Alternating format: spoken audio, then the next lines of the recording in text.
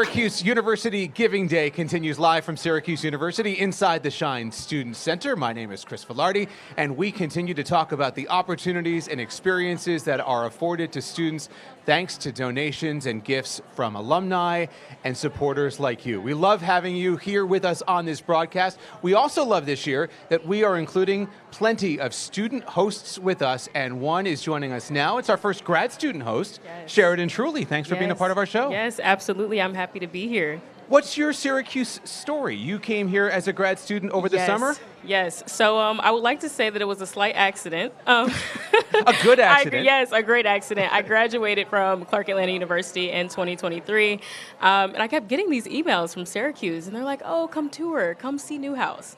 And so one day I'm just like, okay, let me just go see it. I keep getting these emails like, let's see what it's about. And so I go, and the application is free. So I'm like, why not just apply? Why not see where it goes? I apply, and I'm like, okay, I got in. Now what? And I get the scholarship, and then I get a TA position, and it's like, okay, let's go. Let's give it a shot. This is what I want to do. Let's lock in, and let's get a second degree. You said the key word there, scholarship, which is something that we're talking about today. Yes. I mean, there are donor-supported scholarships across the university that allow opportunities, or accidents, I guess, if you want to call them that, to happen. Yes, absolutely. My scholarship is a merit scholarship, but I do know that they also have ones for HBCU grads. And so I was hoping to get either one of those, but either way, I know that it's not possible without getting those donations and getting that funding from offices like the DEIA office. I feel like I can ask you this because it's a sunny day today, but other than the weather, how has your experience been at Syracuse? I love it. I love it. My cohort classmates are amazing. It's nothing but new experiences. I did my undergrad in print journalism, and now I'm doing broadcasting. So being in front of the camera is absolutely amazing. I got to do the congressional debate, which is like top 10 for me of moments being here at Syracuse. And the opportunities are just unmatched. The connections that I've formed with people are amazing, and I'm sure we'll go far and stay connected in the future. And it's just been a grateful experience. Full disclosure and full transparency, Shariden was one of my students in the grad cohort over the summer. Yes, my favorite, actually. You can ask any of my classmates. I raved about Velardi all summer long. You guys are fun. And I think it's so much fun to see the grad cohort come in because you're all coming from different places. You all have different experiences, and you show up and suddenly you're all orange. Yeah, no, we're a great team. I haven't heard of any issues going on in our cohort, so it seems like we're locked in forever. It's phenomenal. Yes. One of the things about Syracuse University that I know that you have had time to learn about and in preparation for this, certainly, but is Syracuse University's commitment to veterans. It's something that Syracuse University is very proud of. It's something that Syracuse University has had for a very long time. And since you spent a lot of time at Newhouse, right across the street, of course, is the NVRC, the National Veterans Resource Center, which is a phenomenal building, phenomenal facility. And we want to spend a little time talking about that commitment in this segment. And we're going to start by hearing the story of one student veteran.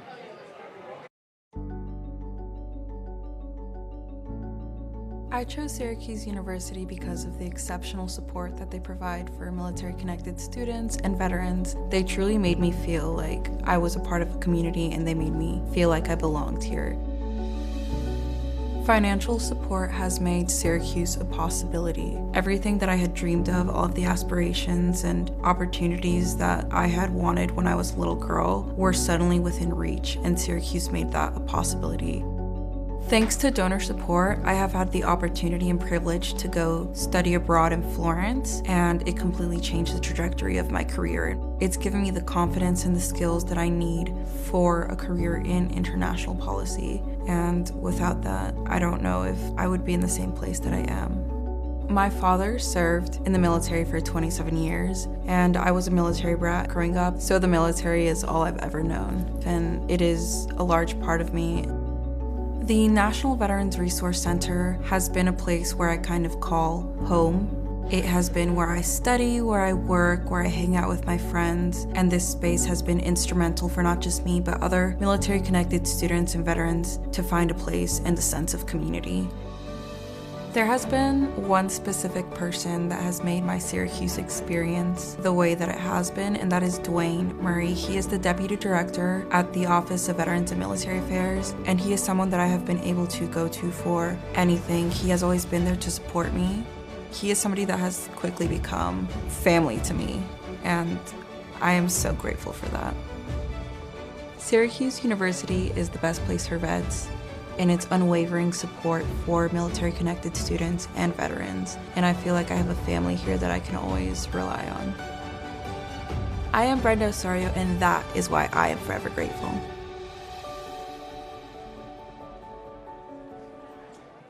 Love Brenda's story, and you heard her talk about Dwayne Murray. We're going to hear from Dwayne. He's sitting right there in just a second, but we're also curious as to who was a big influence on you? Who was a mentor to you during your time at Syracuse University? Jump in the chat and let us know. That's such a big part of everything we do at Syracuse University, is that idea of mentorship. Dwayne, thanks for being here. We appreciate that. When you approach your job, do you think about that responsibility, that role? Yeah, absolutely. It's a huge responsibility. Being able to tell the story at the university, talk about our connections to the institution, and help our veteran military connected students achieve their goal of graduating from Syracuse University. And something that I read up on just doing my research was your deep connection to Syracuse. Can you tell me a little bit about what drew you to this university specifically? Yeah, well, like you said, you read it, right? My grandmother got me a sweatshirt from the Salvation Army, actually. It's one of those old Heather Gray sweatshirts. It's got the hoodie on it. They probably got an example of that in the bookstore right now. And when she passed away, it was one of the few things I was able to walk away with. And believe it or not, that's what kind of started this connection. I didn't know what Syracuse was, but as I started to get older and matriculate through high school, I started to see a connection in the area growing up in Westchester in terms of athletics and just various people along my way that connected with me and that were doing things in the community that were connected to Syracuse University. They had gone here as well. So there's a lot of people ahead of me that paved the way for me getting here. That story is repeated time and time again, right? That idea of people paving the way for the next generation. And that's something that we all strive to do now. You are a grad of Syracuse University. You left, you went out, you did your thing, you came back. You are definitely the definition of forever orange in that way. But tell me a little about your experience as a student at Syracuse. Yeah, as a student, I was a student athlete. I had an opportunity to be involved in so many different things connected to this university, whether it was being a student athlete. I ran track. Shout out to all my track teammates out there. Studying abroad, I had a chance to go to London. I had a phenomenal experience going to London for a whole semester. I was involved in student government. Believe it or not, I actually was a DJ on the radio station. You didn't read that one, did you? You got me there. I hold a little bit back. I was DJ on the radio station. I actually worked on the TV station as well on a show called The Rhythm. It was a video show. Yeah, when they actually played videos on TV. Yeah, that thing. And so I just had an opportunity to be connected to so many different things in my experience here. And I would say that my experience at Syracuse University prepared me to join the military.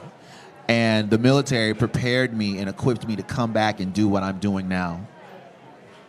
And then going off of that, I know I also read something about you carrying around an SAT prep book, your dictionary, to be prepared for your testing. Yeah. And so from doing that to now leading in higher education, what's a moment that you've been most proud of so far? Wow, you got me on that one. A moment that I've been proud. I think the moment that really gets me the most is that video with Brenda. Yeah. Just before we started this conversation, I shared with you that we did some work on it. She talked about how, hey, I'm doing this spot, and can you walk around with me a little bit? But I didn't know everything she said in that interview. And when they rolled out this video and presented it, it was very emotional for me because we just do what we do, right? We just take care of, in the military, we take care of soldiers. In this instance, we take care of students. And to hear the report of how she felt, the sense of belonging, the sense of someone pouring into her was beyond emotional, especially when you show something like that in front of, a couple hundred people. So much pride. So much pride, but so much deserved pride. Yeah.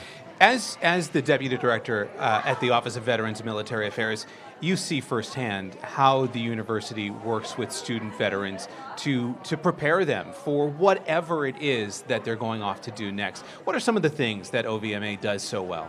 Yeah, so first of all, my executive director, on behalf of my executive director, Ron Novak, we synchronize all the staff functions that help our student veterans succeed. We have a phenomenal military admissions team and military and transfer admissions team that go out and do some great recruiting to bring some fantastic and phenomenal student veterans here to this space. We help them matriculate. Our Office of Veteran Success helps work through their financial aid, working through their GI Bill benefits, liaising with the financial aid office and the VA.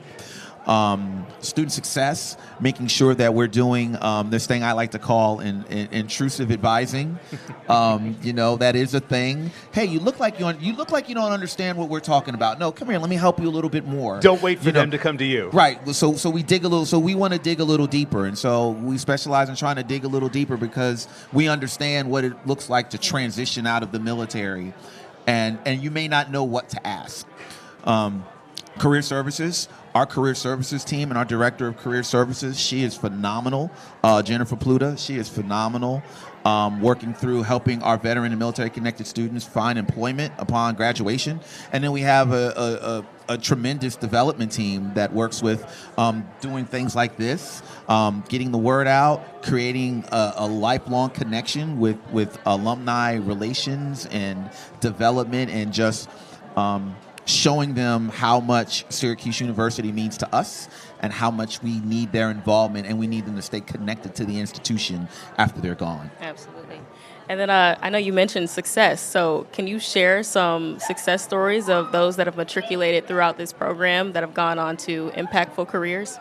Yeah, absolutely. Our last year's student veteran commencement speaker, a gentleman by the name of Dan Hansmeyer. He is finishing his medical degree. He's finishing up medical school at Georgetown University. So he was a Marine who got here. He started his academic career studying biology, I believe. And now to come back as a guest speaker to talk to other student veterans and talk about him finishing up medical school, but also his Marine Corps experience. So that's one example. We have some phenomenal students right now. They're in law school. They've made the transition as undergraduate students, and now they're currently in law school as well here at Syracuse University.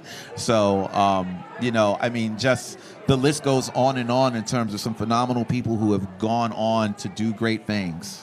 And you talk about all of the things that you offer these students. I'm certain that philanthropic support allows a lot of those things to happen as well. How important is it to what you do? Yeah, philanthropic support is phenomenal. It's important. It is necessary. As an example, we have an opportunity to send students to Florence, Italy, courtesy of generous donations from Dan Daniello, and so that's an example of being able to send students off and have phenomenal experiences. We have donors that have contributed to career immersion trips. So we've done career immersion trips to Washington, D.C., Boston, Atlanta, Georgia. So donor support is just so critical to the student veteran and military connected student experience. And then going off of donations and just getting into financial, can you tell me what the financial aid options are available for military families and veteran students? Yeah, so a lot of it depends on the benefits that they already have. So our Office of Veteran Success will help you determine what type of benefits you already have, but our office does also have an opportunity to award certain amounts of aid to help students succeed here on campus. Yeah, so many opportunities, so many students that have been helped for this program, and so many more to come. And Dwayne, we appreciate your time and certainly what you do to give back to these student veterans. Yes. Yeah. Thank you. Thank you so much for having me. I appreciate it. All right, let's check in on how things are going here. Let's get a progress report at 2:15. Find out where the numbers are. Still plenty of time left in this giving day, but it's time to get an update. Bella is back from class. We still have to go to class. That's still important here. Bella's back from class, and she's got to check on where things stand. Bella. Yeah, I guess my job actually is full-time student. Sometimes I feel like I forget that sometimes, that I am here for school. But don't worry, I went to class and it was great. So now I am back, though, for the rest of the day to let's break down some numbers. But before we go into some of those numbers, we want to shout out some people who mentioned their mentors. I mean, there are so many incredible opportunities here at Syracuse to find your mentor, to even find a mentee.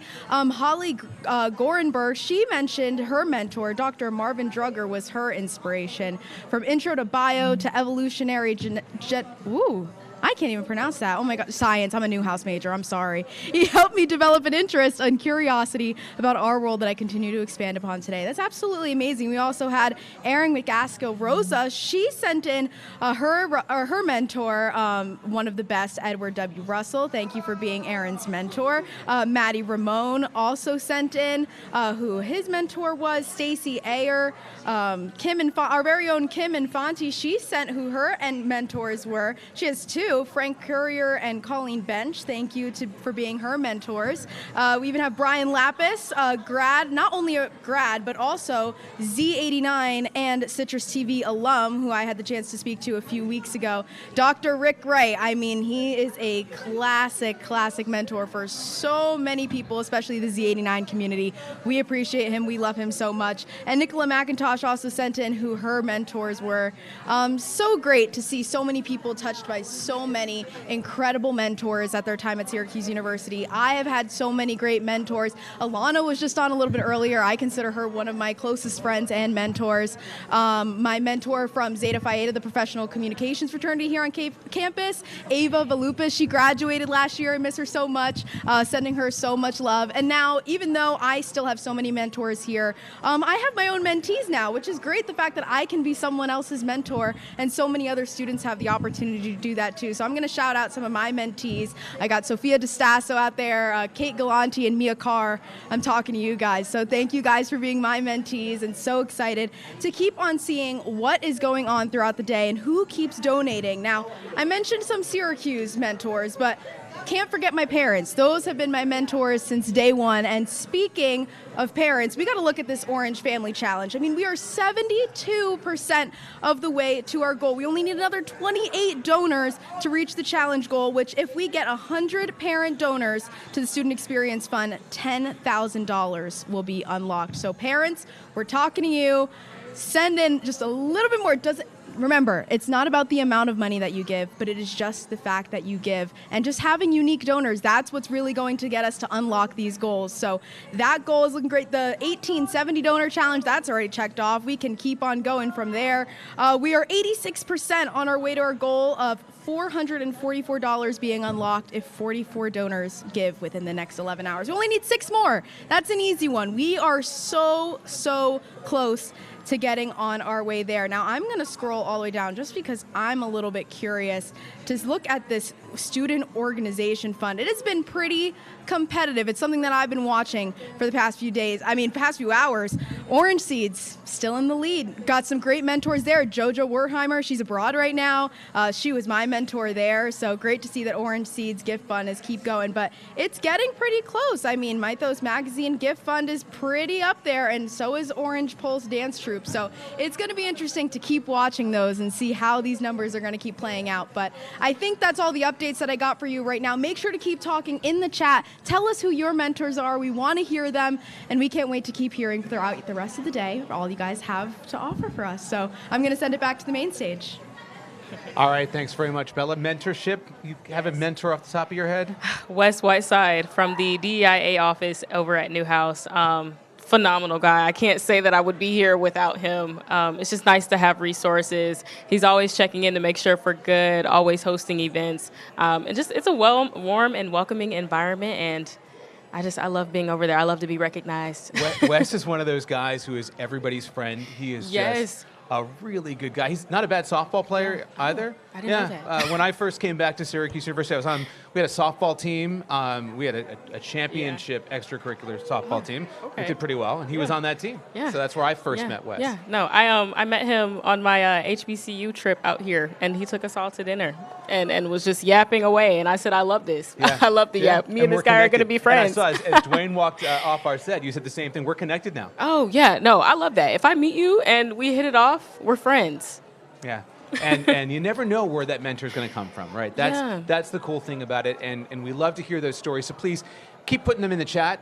They're really just nice to hear, and everyone has a different type of story. And the fact that a mentor could be a staff member, could be a professor, could be a classmate, could be really anybody. And you could be somebody else's mentor too. I hope so. I'm trying to. That's the way it goes. Shariden, thanks so much for being a part of this. Yes, thank you for having me. I enjoyed myself. We appreciate it. There's Absolutely. much more to come here on Giving Day. It's only 2:20, just about 2:21 on this Thursday. We'll be here every hour up till 11 o'clock tonight. In the next hour, we're going to talk about Syracuse abroad. And we heard Dwayne talk about studying abroad. That is something that has come up frequently. It's one of those opportunities and experiences that happens because of support. And we're going to take a deep dive and actually hit some of the abroad centers live during our next segment coming up at 3 o'clock. In the meantime, we'll take a break here. Please give to where you care the most here at Syracuse University, and thanks for being a part of Giving Day 2025. Yes, thank you.